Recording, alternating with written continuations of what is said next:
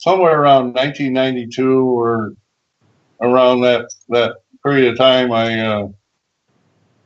I tried to get into a PhD program on advanced physics at the University of Minnesota in Minneapolis, and I was introduced to a professor from the University of Wisconsin who knew a professor at the he was a professor emeritus at the University of Minnesota, and while we were there, it came up that a bunch of scientists from the university had actually designed and engineered a public transportation system to put up a series of 2 to 4 passenger vehicles that ran on electricity all around the city of Minneapolis, and so anybody visiting the city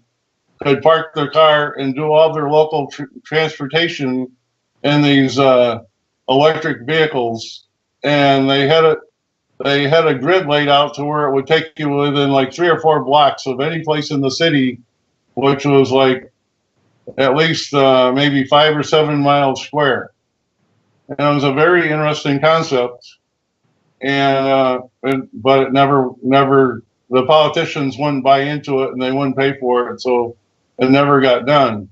But it was a very interesting concept, you know. So, you know, there are some people out there with some really neat ideas that just don't get taken advantage of. Well, the way that reminds me of something else. When I met this professor, it turns out, now this is a little far out for some people, I'm sure. When I wanted to get involved in this PhD program for advanced science, what it was basically the science that Tesla was involved with. It was the same technology that Atlantis used, and was buried after Atlantis sank over in Kiev, over in Russia. They had all that ancient technology from the Atlanteans, but the Russian natives over there, when the Bolshevik Revolution took place, they buried all the information so that the new communists would have no access to all that information. Well, anyway, there were several people, the International Society for Unified Science, and other people were bringing that technology and knowledge to the forefront again. And so I asked this professor over there, his name was Dr. Otto von Schmidt, that was his name. And in 1992, he was like 76 years old, so he'd been around the block a while. And we explained, my good friend that went with me, and plus this other professor tried to back me in, and it was really strange what this professor said. He said, "I would love to entertain your program here, but we have something that is so much more interesting." And I said, "What's that?" And he said, "Well, we're developing lenses." And I said, "Well, what is that could be more interesting than, you know, beaming around the universe and, you know, like Star Trek movies and stuff?" And he says, "Well, what we're doing over here at the university is," he said he had about 15 students in his PhD program that were developing these lenses. And I said, "What kind of lenses?" And he says, "Well, we've learned how to see consciousness. We've developed lenses where we can actually view different levels of consciousness." And I said, what exactly are you talking about?" And he said, "Well," he says, "right now we've been able to see that there's 3 levels of consciousness between the physical world and the universal background of existence. There are 3 levels of consciousness between the physical consciousness and the background universal consciousness." And at the time, I had no idea what he was talking about, and even today, I kind of wonder what he was talking about. Is there anything in that that you could clarify or might want to comment on, Dwayne? Well, look at the individual and see what he's looking at, and that's according to him. Okay, so he gives you this idea, this road, this map that he creates, this the universal background or whatever he calls it. Well, what is that? You know, see, so the scientific mind, for the most part, what do they see life as here on the planet Earth? And then you have black space, and so this is life, and the stars and the floating rocks out there. They're looking to discover life if it's not here, there, whatever. So, and there's endless dimensions anywhere, and there's dimensions created like cyberspace. So really, all of a sudden he's discovering something else. What is he really discovering? How does he know what it is? So he has an experience and he labels it as something, right? So so I don't know what he's seen, but it sounds good though, doesn't it? Well, it was intriguing, but I had no clue. I didn't even know where he was going with it. Well, and he said it was classified. He couldn't really go into a lot of detail. Well, it's like you can, you put a glass jar on the water, you see the surface of the ocean, but you basically see the surface. But then when you put a glass jar in the water and look down, then all of a sudden you see under the water, don't you? So it's kind of like that. So, and again, what is he seeing? He might be seen somewhere in the astral worlds, and to him it's like, okay, this is a level, and then all of a sudden he sees something different and he goes, oh, this is another level. But then again, when you go in the astral worlds, as an example, just like this world here, I mean, you go all over the world. If you never been to this planet and you had an experience here, there, and whatever, you'd think that they're different worlds. Now looking back on it, that's what I figured. You might have seen the astral plane or something. And yeah, there's ways to jar that. This is what even marijuana and other drugs and hallucinaries and LSD and whatever, you start to vibrate a little differently, and so you start to, these things become, right there they are. And just like Sandy sees the reptilians, you're seeing that aspect of it, but it's basically endless. And so as you see different parts of it, you're going to label it thinking that, oh, these are the different levels or whatever. And so again, look at where he's standing from, look at what he's learned and what have you, and that's really from his physical mind, not even outside of himself. You see, that becomes the difference also. So could he leave his body and see other worlds or whatever? But basically it's physical scientific view, isn't it? Yeah, I guess he didn't really see much, did he? Well, he saw what he saw, which is fine, but there's many ways to go about it, and from most people are they're looking at scientists as the great brains and knowers of the world and figuring out life and the so-called God idea and all these things from a physical view. And for the most part, people take that in, and this is what becomes the accepted, agreeable consciousness of the world, and this is why it's dying and suffocating, because it's all just one-dimensional, literalized whatever, you see, stuff. And it just like the plastics you see in the sea, this is just a dumping ground of, it's become nonsense. Yeah. Well, it's interesting that people have been told how dumb they are.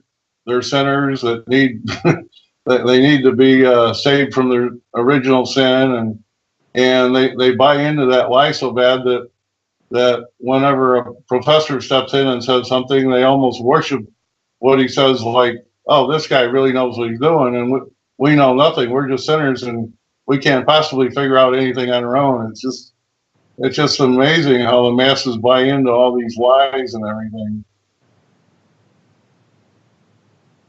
That's because they don't have a real education. We're providing this because they've taken over, and so to get something in, it's a toughie. And so you see, you see all these things intertwining, and you see religion compensating for what the public goes for and decides also. So it all compensates there, but they're going to do their own marketing ploy and propaganda, and they're also going to bring in the scientific view, okay? Because these are all the world controllers that created all this nonsense. They created all these systems.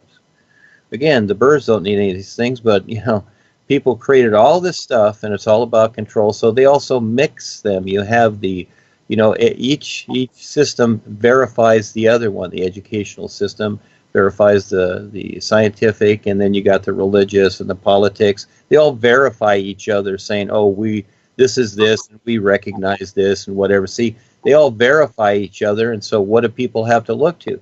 They just all they can do basically is look at these systems because they just want to get on with their life. So yeah, so everything's all scrambled up. So when we come along to make sense of something, well, things are so far gone. We've got blacktop everywhere. So blacktop's really cool because we need to drive our cars. So we need blacktop everywhere. Okay? So there it is. And so, this is the system. This is what people want. And so when we're trying to show something about the real natural environment, they're not interested because it doesn't equate to their world that they've already agreed to. So again, there's a lot more to even what Sandy saw there with the consciousness. That's just kind of being kind as to what it is. But we're living in this atmospheric bubble here. We saw the movie They Live last week, and I was wondering, can you tell us where we can get those sunglasses? You get everything at Walmart. Yeah. There you go. those special sunglasses where you can actually see behind the scenes. Who's reptilian and who's not? I don't know. Ask Sandy. Does you wear sunglasses when you see these fellows come into the house, Sandy? No, I don't. No, she don't. See, I don't. She don't. Contact lenses though, and she's not telling us. Yeah.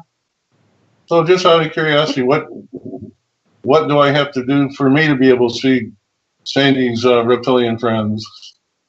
Because I can't see them. Well, you have to be as crazy as she is. Yeah. There you go. Take a dose of that. Well, she comes close to driving me crazy a lot of the time, but it doesn't seem to help see the reptilians. That's not it, see, because you're very literal, and she's of a particular. So see, you got to give up that literal mind. See, so but that's you. Okay? So again, yeah, that's.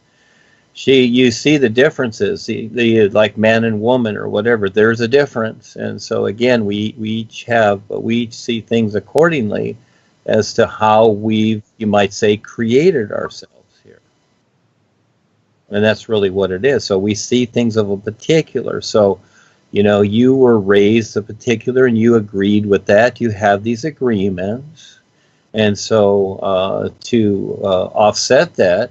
It's like the old car you drove. Many people are very attached to even their first car. They still drive it. They fix it up, and it's 40, 50 years old, which is fine. Or they go get a new car. You see, so it's redoing the old vehicle, you might say, but that's up to you.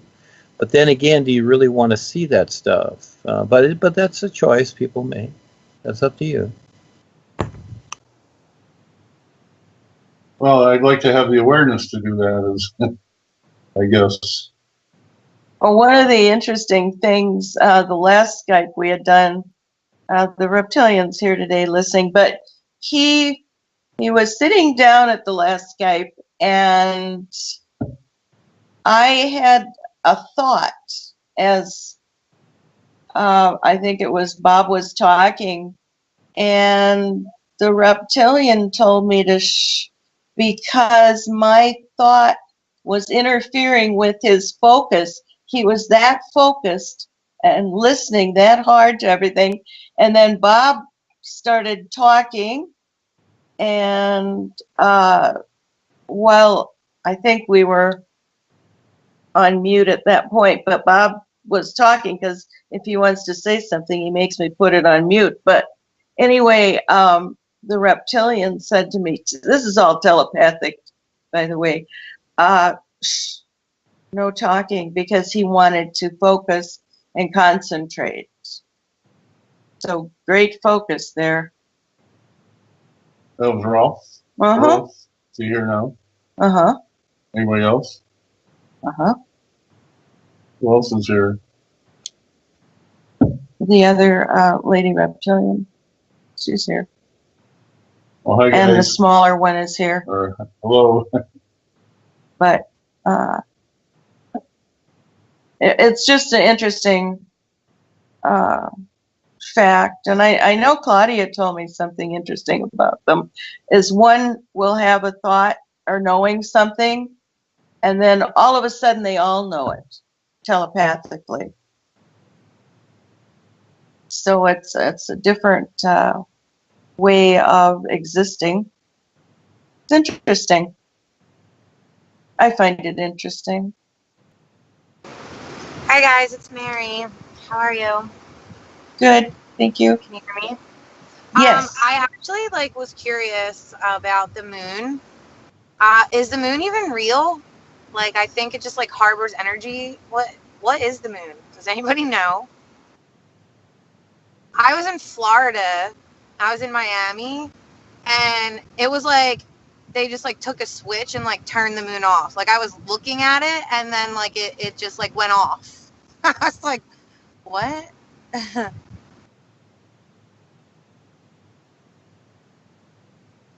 Dwayne? Everybody knows the moon is cheese. Yeah. What's that?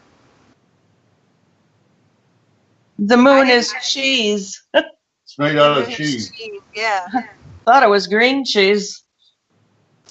And then I heard, I'm not sure where I read it at, but I heard that's kind of it's kind of where we go to get whitewashed or something, like the moon, something like that. What do you mean whitewash? You know, When you milk get houses. when you get reincarnated, it's Oh. the moon does it. It's a cycle that we get to go through the moon or something like that. Yeah, I don't know. It's just something I noticed. Well, the flat earthers just think everything that we see in the sky is just a projection on the inside of a dome surface. So, Yeah, we have a friend who thinks that way. yeah.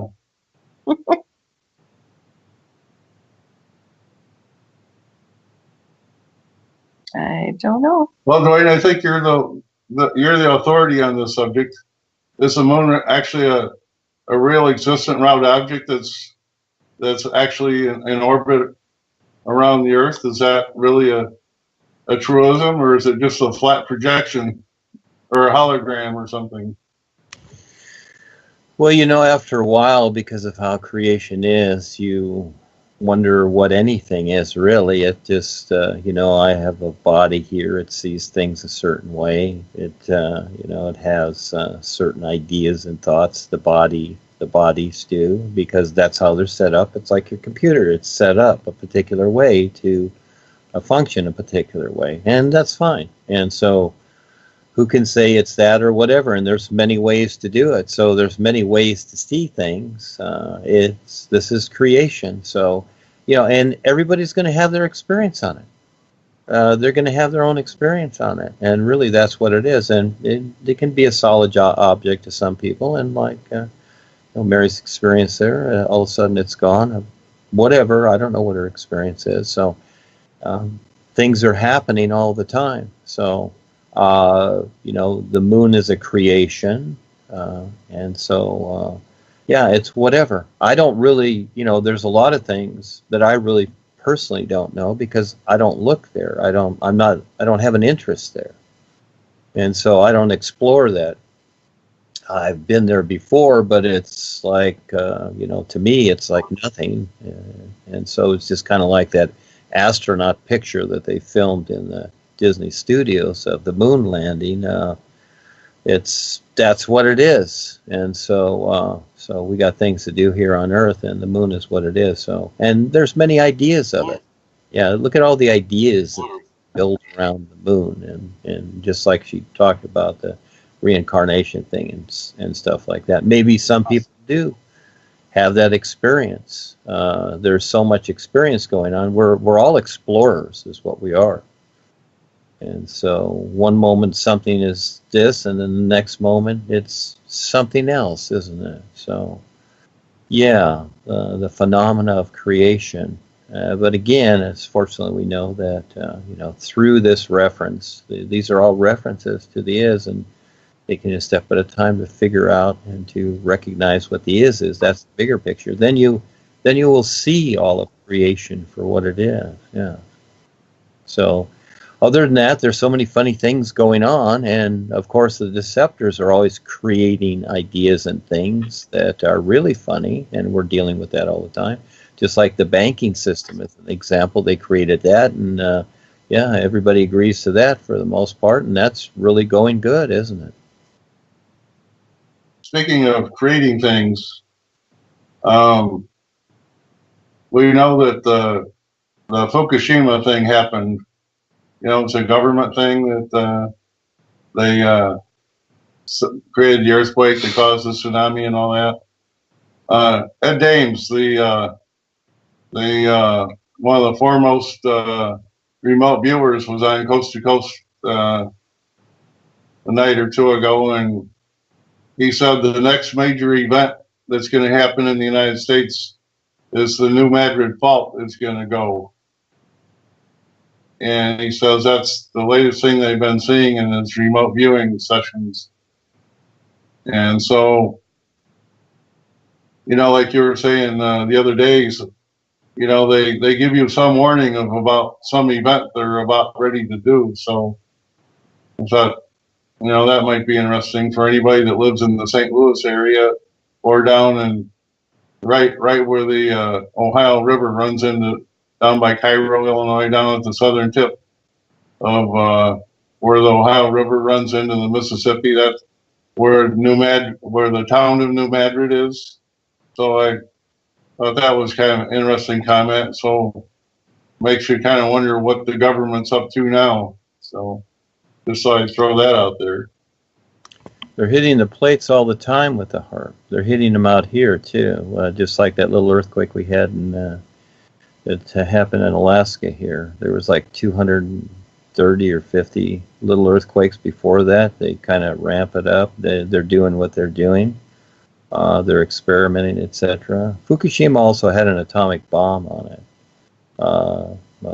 put there to direct the blast, because that was a blackmail thing. And so it wasn't only HAARP, but a lot of the scientists there knew it was HAARP, but not everybody knew about the atomic weapon. And so this is what they do too. They plant these things. And so, yeah, I've known about that for years, that fault line there up from the Gulf. And what I saw was that because you look at where all the oil rigs and stuff are in the Gulf, in that area, and see by the very fact that they do that fault line, I'm surprised they haven't done it sooner, but it will put all that land with all those oil wells on it underwater, so then the big boys can come in and they can steal all that too, because all of a sudden when your land's underwater, okay, it's like your property rights are gone.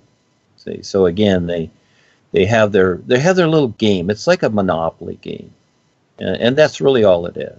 And they just they do this, they do that, they do whatever. It's a big monopoly board to them. But I saw this a long time ago that only, according to them, and because when you look at an oil chart of all the oil platforms and stuff down there, you'll see that they're right down from that fault line. And all they'd have to do is hit that fault line and open it all the way up to the ocean, sink all that land, and then they just go in there and they put more drilling rigs and claim it all, you see? Something like that.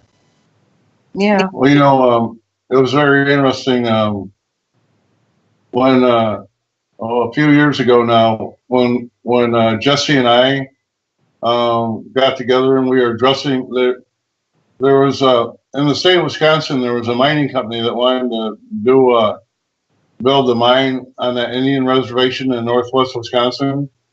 And the University of Wisconsin has a little retreat north of Wausau where they brought in a whole bunch of people from the University of Wisconsin, and they allowed the public to come in and comment on the mine and, you know, the good and bad things about this mine they were going to put in.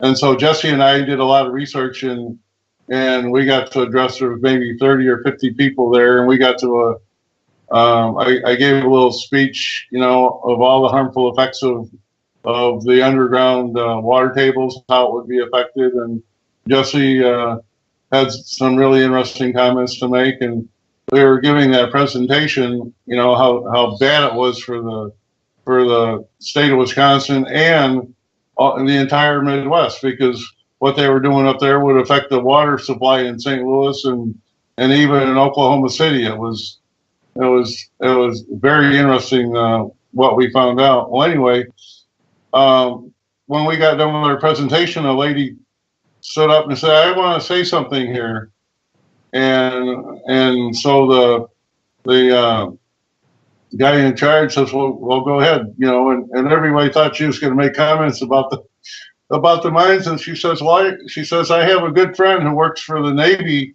for the Navy Department and the Naval Observatory, and she said that her friend told her that the U.S. Navy knows that when the New Madrid fault line goes, that the entire Mississippi River is going to be all the land on both sides is going to be maybe 50 miles wide. So from St. Louis all the way down the Gulf of Mexico, the Mississippi River is going to be no less than 50 miles wide. The entire state of Illinois is going to be under 10 feet of water, and the water from Lake Michigan is going to drain down through Milwaukee and Chicago and run over across and join and flow right into the Mississippi River down by St. Louis." And she says it's just a horrible event, and they know exactly what's going to happen. They already have it plotted out, and they know what's going to happen. And I thought, well, that's kind of interesting, and that just ties in with what you're saying, Dwayne. That, you know, in southern Illinois and down there, I know in central Illinois, I have friends that have oil wells down there, and one of my good friends just south of Champaign, about 25 miles southwest of Champaign, he was a pilot and an aircraft mechanic.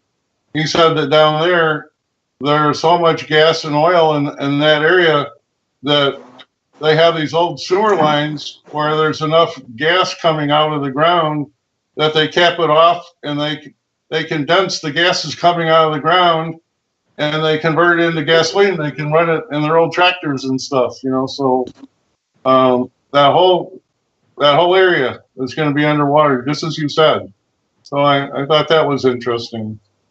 This is just an aside, but I have a friend who used to live in Missouri, and she lived along the fault line. And there in her backyard, it started out, what she saw was a small crack in the earth there, the dirt and the grass. And she went out every day to check what was happening. She had a feeling, you know, that this was not a good place to be. And each day that crack widened, and she put her house up for sale. And when she sold that house, I believe the crack was about 3 or 4 inches wide, and it kept lengthening too. So it's happening certain places.